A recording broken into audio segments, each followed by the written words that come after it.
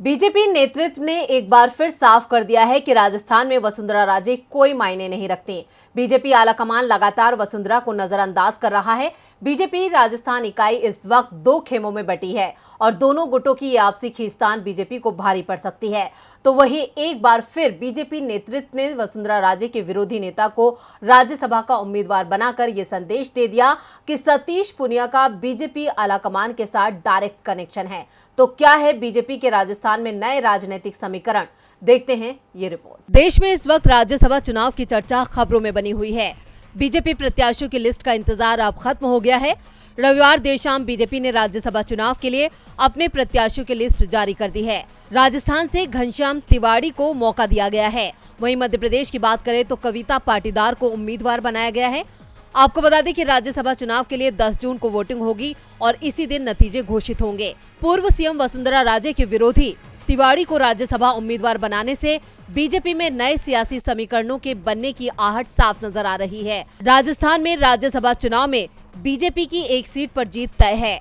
BJP ने फिलहाल एक ही उम्मीदवार उतारा है। बीजेपी 1-2 दिन में एक और प्रत्याशी के नाम का ऐलान कर सकती है।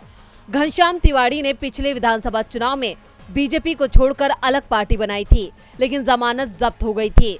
फिर कांग्रेस में शामिल हो गए थे, लेकिन जल्द ही बीजेपी में घर वापसी कर ली थी। अब बीजेपी ने उन्हें राज्यसभा प्रत्याशी बनाया है।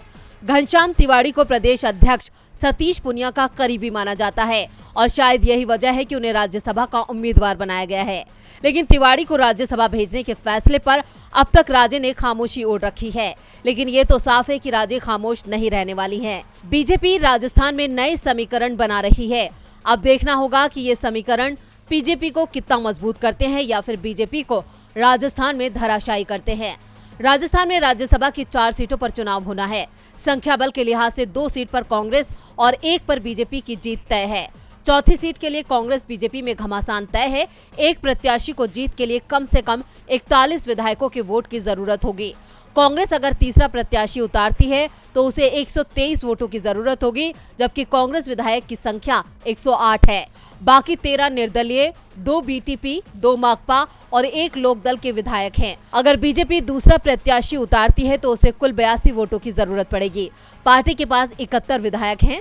इस लिहाज से बीजेपी को अपने दूसरे प्रत्याशी को जिताने के लिए 11 वोटों की जरूरत पड़ेगी। डीबी लाइव की रिपोर्ट।